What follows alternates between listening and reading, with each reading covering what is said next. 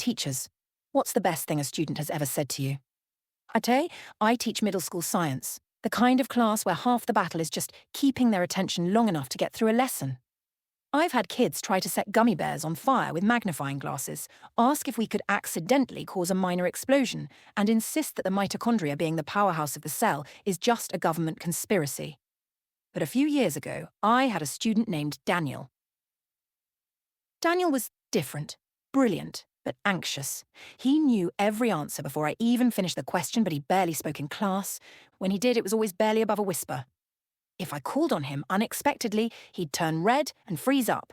He never raised his hand, never made eye contact, always sat near the back, as if trying to disappear.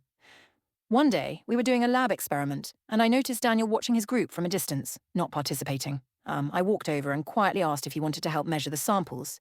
He hesitated, then shook his head. So I just nodded and said, "That's okay. If you ever want to, I know you'd be great at it." He didn't say anything, just sort of blinked at me.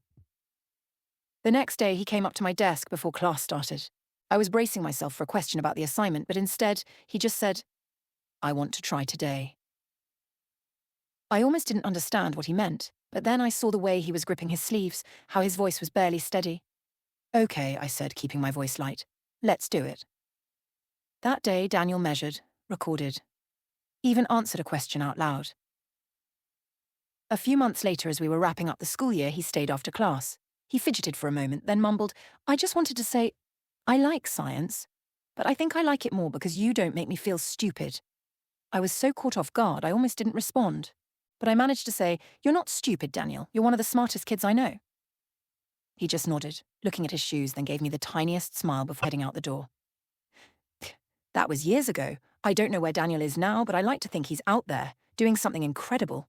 And every time I get a quiet kid in my class, I remember that sometimes the best thing a student can say isn't the right answer.